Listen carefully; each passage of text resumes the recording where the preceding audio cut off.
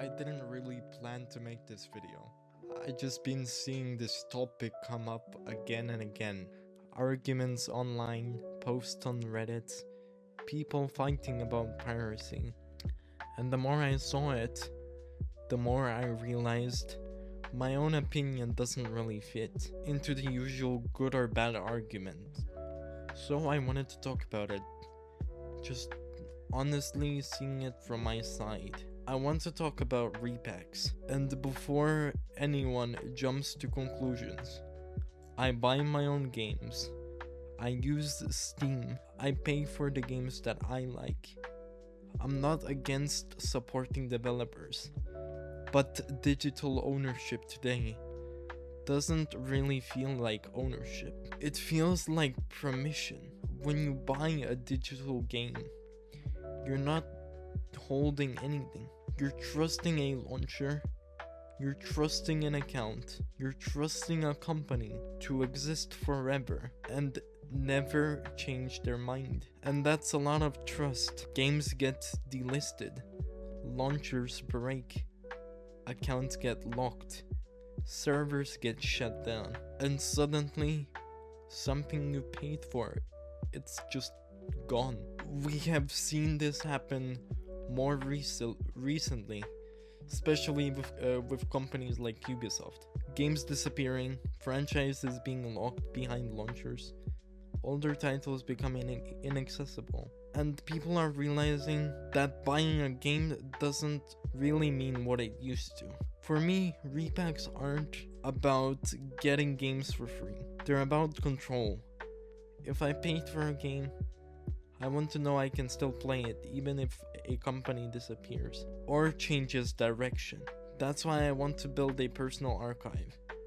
Maybe an SSD or a hard drive with games and media that I care about. Not to share, not to sell, just to keep.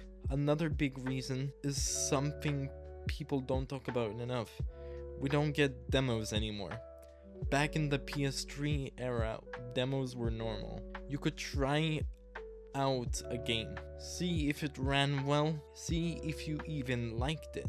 Now you're expected to trust trailers, marketing, and pre-orders. So for a lot of people, piracy became the demos. Not to replace buying the game, but to decide whether it's even worth buying. And I want to make something clear. I do believe in ownership. I own a PS2, I own a PS3, and I have a dozen of physical discs. 30, 40, or probably more, I don't even know. I don't play them much anymore. But I know one thing.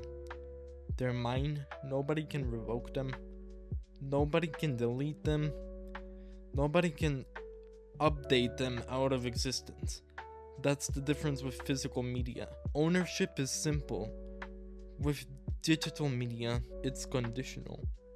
So I don't see piracy as this simple, immoral failure. I think context matters. If someone pirates everything without supporting developers, that's one thing. But if someone already owns a game or is testing it because demos don't exist anymore, or is preserving it because access isn't guaranteed, I don't see that as evil. Digital rights ownership feels fragile, and I think more and more people are slowly waking up to that. This isn't me telling anyone what they should do. It's just how I see it. I want things I pay for to actually stay mine. If you see it differently, that's fine. I'm genuinely interested.